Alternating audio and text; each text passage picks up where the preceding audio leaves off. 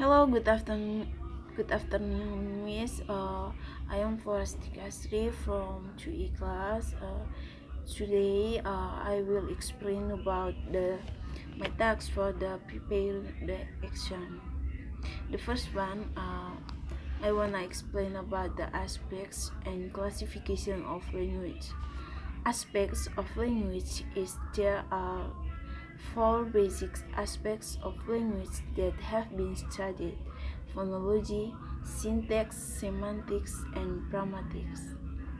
And then the classification of language.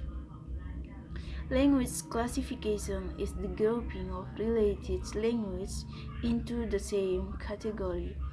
There are two main kinds of language classification: genetic and typological. For example, within the Indo-European family, such subfamilies as Germanic or Celtic are recognized. These subfamilies comprise German, English, Dutch, Swedish, Norwegian, Danish, and others on the one hand, and Irish, Welsh, Breton, and others on the other.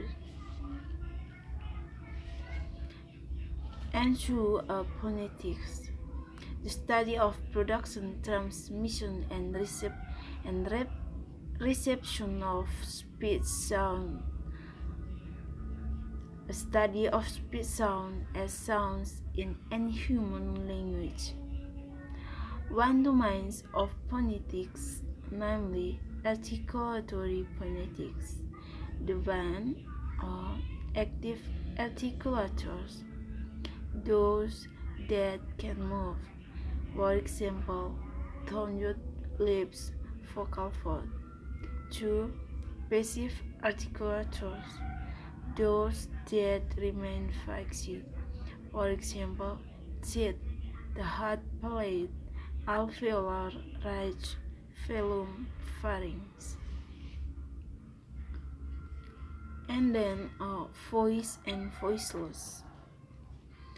Voice sound is produced when the vocal cords are almost closed and air from the lung causes them to vibrate. Voice has vibration. All vowels are voice. And then voiceless sound is produced when the vocal cords are open. All consonants appear in voiceless or voice pairs. Example: voiceless stop, P, T, K. Voice stop, B, D, G. And then phonology. Phonology is defined as the study of sound patterns and their meanings, both within and across language. For example, a phonology is the study of different sounds and the way they come together to form speech and words, such as the comparison of the sound of the two P sounds in pop up. And the second example of phonology is the study of the movements the body goes through in order to create sounds, such as the pronunciation of the letter T in bed, where the vocal cords stop vibrating, causing the T sound to be a result of the placement of the tones behind the teeth and the flow of air. And then the phonemes. Phonology and linguistics. A phoneme is a unit of sounds that can distinguish one word from another in a particular language. For example, in most dialects of English, with the notable exception of the West Midlands and the Northwest of England, one the sounds breather, sign, sin, and sing are two separate words that are distinguished by the substitution of one problem and for another phoneme. Two words like this that differ in meaning through the contrast of single phoneme form a minimal pair.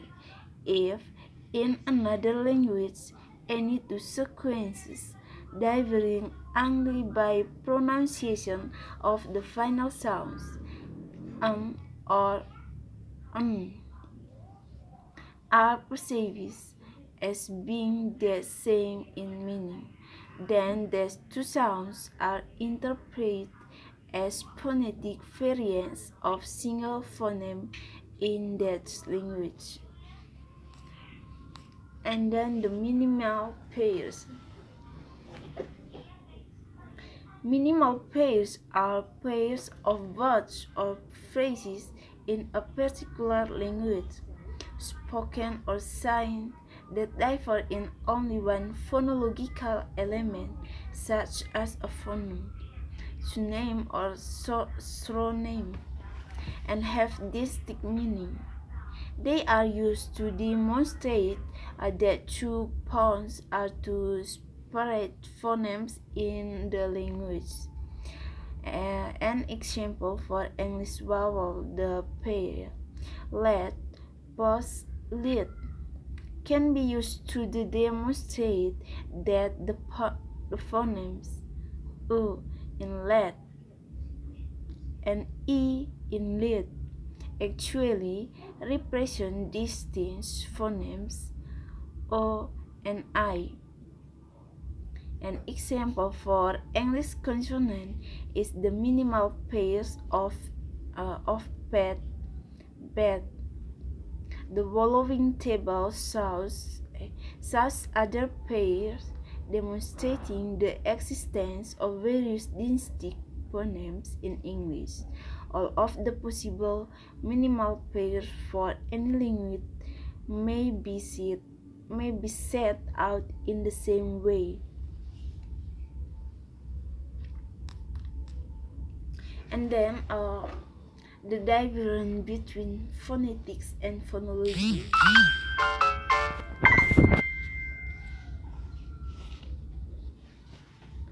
The first one, phonetics. Phonetics have the branch of linguistics that deal with how the human speech sounds are made, and two, it describes how physical expressions of human speech sound are produced, and the last phonetical units are called tones, while a phonology, the first one, in contrast to phonetics, phonology is the study of significant speech sound. And two, on the other hand, phonology deals with the mental aspects of sound in a language. And the last phonological units are called phonemes. And then the morphology. Morphology is the study of words. Morphemes are the minimal units of words that have a meaning and cannot be subdivided further. There are two main types, free and bound. Free morphemes can occur alone, and bound morpheme must occur with another morpheme. For example, of a free morpheme is bed, and an example of a bound morpheme is a lie. It is bound because although it has meaning, it cannot stand alone. It must be attached to another morpheme to produce a word. And then a syntax. Syntax is the study which is concerned with the way in which words can be combined together to form phrases and sentences. It is concerned with the formation and interpretation of phrase and sentence. Okay, continue. Semantics. Semantics is a study of meaning in language. It can be applied to entire text or to single words. For example, destination and last stop technically mean the same thing, but students of semantic analyze their subtle shades of meaning. Okay, and then sociolinguistic. Sociolinguistics is a branch of linguistics that studies how social factors impact language we use. For example, of social linguistics study include generates language differences, regional difference, and how social class impacts language use. And the last, psycholinguistics. Psycholinguistics is the study of relationship between language and the brain.